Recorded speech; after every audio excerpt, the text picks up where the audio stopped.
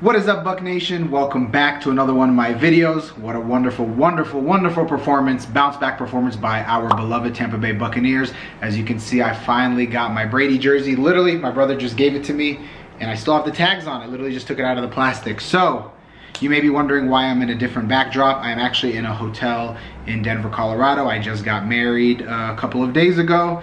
So yeah, that's why I'm here, and I want to shout out my wonderful wife for giving me time and space to watch the Bucs game and record a video on our wedding weekend. So, wonderful performance. But if you are new here, make sure you click the subscribe button down below. I am Rami B, and as always, I post weekly Buccaneer videos, reactions to the games.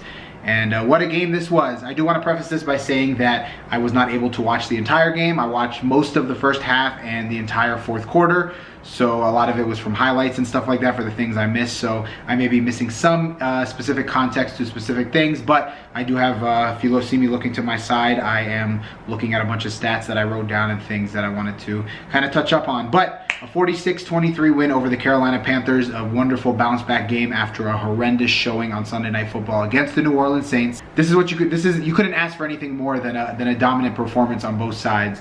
The Buccaneers offense had 543 yards of total offense, 334 passing, and the impressive part was 209 yards rushing with a 62% conversion rate on third down, while the Carolina Panthers only had 187 yards of total offense. From what I saw, the first half looked pretty equal. We were pretty even on both sides. Teddy Bridgewater was moving the ball, we were moving the ball. It was 17-17 at the half, obviously, but it seemed like the second half is where the defense kind of clamped down and our offense really started to step it up. Tom Brady was 28 of 39 for 341 yards, 3 passing touchdowns to 3 different receivers and 1 rushing touchdown. Over 70% completion rate. From what I saw, he was very accurate with his reads, putting the ball where it needed to go. Not as many risky throws, taking shots when needed, and using the underneath game as well. Rojo's probably the MVP of today's game. He finally had like his breakout performance, giant run. I don't think he had any touchdown run over like 10-15 yards probably. And I don't think he had any runs over 30 yards in his career. Maybe 40. I don't know. I could be wrong. There was that one against the last game of the season last year against Atlanta. But he had 23 carries for 192 yards, 1 touchdown with an 8.3 yards per carry. He did have the fumble, so I don't want to harp on that. I'm glad the coaching staff didn't kind of punish him for it and they let him, redeem himself. But yeah, that 98-yard touchdown run was beautiful. It looks like the Panthers stacked the box to make sure we didn't get it. And once he broke into the second level of the defense, he just had to essentially break 1 tackle, and he kind of juked that dude out and took it down. It looked like he was gassed at the end, and I thought he was going to get tackled when I saw the highlight, but he didn't. Great run from him there. It was, what I read, the 4th player in NFL history to have a 98-yard rushing touchdown. The most recent was Derrick Henry in 2018, and then they were further back. I don't remember exactly who. So great performance there. Now the receiving game, I know there was a lot of talk about Mike Evans not getting his touches, not being happy. He had 6 catches, 77 yards, and a touchdown. He had a couple difficult catches, a beautiful rainbow kind of throw that Brady threw over him kind of towards the sideline, and he kind of caught on his fingertips. There's a couple great passes and catches there. So he had his 1 touchdown. I think he's probably leading the league or tied with leading the league. Godwin obviously had 6 for 92, so he led the team in passing yards or catching yards. Antonio Brown was 7 for 69. Gronk was 2 for 51 and one touchdown. That first catch he had, which was like 40-some yards, was beautiful vintage Gronk, jumping up, getting the ball, breaking a tackle, and using his muscle and his size to kind of establish himself. And then Brady had 3 for 31 and 1 touchdown, which was a difficult touchdown catch. I do want to say though, AB, I'm kind of glad that we have him, and I'd rather we have him than like Seattle or Green Bay.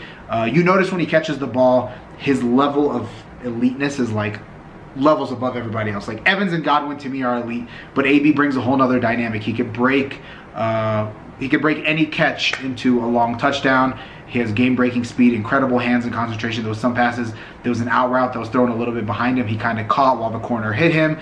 There's a couple difficult catches he makes, and I think he's just going to make our offense that much more effective and dangerous. I don't think he's going to have those games like in Pittsburgh where he has 200 yards receiving, because we're not going to force feed him the ball 10, 12, 13, 14 times. He's probably going to get, he had 7 catches, he's probably going to get 4 to 6 catches a game probably on average. And under 100 yards, maybe break 100, a touchdown here and there. I think with Brady, nobody's really going to have those games where they have like 150 yards receiving and like 2 touchdowns, 3 touchdowns, or anything like that. So it seems like he's kind of happy with us winning and just having a chance to redeem himself. Ryan Suckup is probably our like I always say, he's probably our best pickup besides Brady this offseason. 4 for 4 on field goals with a long of 40. There's no more anxiety when he's kicking. It's like, it's automatic now at this point, straight down the middle as well, so no worries there. On the defensive side, we held Bridgewater to 18 of 24 for 136 yards, 2 touchdowns, and 1 pick.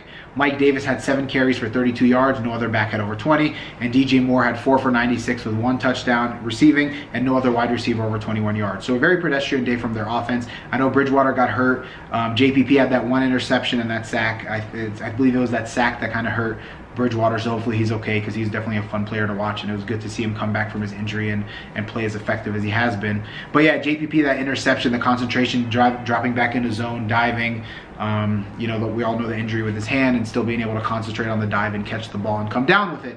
Shaq Barrett also had 1 sack as well. I think it put him 5 on the season at the end against the backup quarterback. It looked like, from what I was watching, our corners in the first half at least were playing a lot off, and our pass rush wasn't getting there. I still don't know why our corners are playing 10, 12 yards off of receivers, especially when it's like 2nd and 6 and things like that.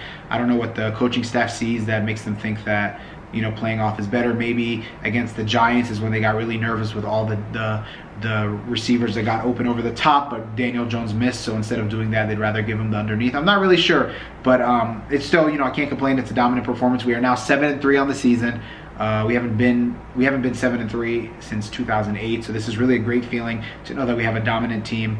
The Saints today play the 49ers. I don't expect them to lose to the 49ers, but any given Sunday, I still think we're going to be chasing the division now at this point. But yeah, next week we have a Monday Night Football game against the Rams. I normally wouldn't be worried because the Rams haven't shown that they're like a super dominant team, but at the same time, we haven't shown that we can compete on prime time.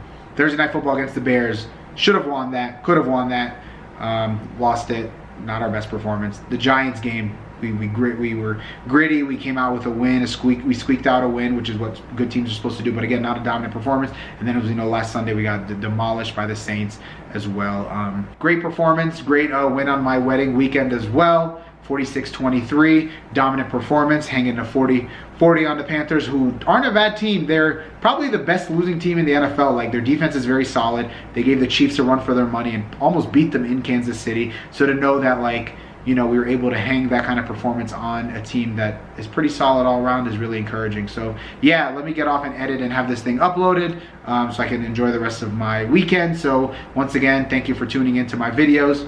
If you are new here, make sure you click the subscribe button down below. Comment down below what you think of Ronald Jones now that he's showing this season a little more effectiveness in running, and now he's breaking out one. Maybe his confidence is a little higher. Do you think he's going to be that solid back that's going to be very dominant in the NFL? But yeah, comment that down below. And as always, Buck Nation, great feeling. So happy got my Brady jersey, white Brady.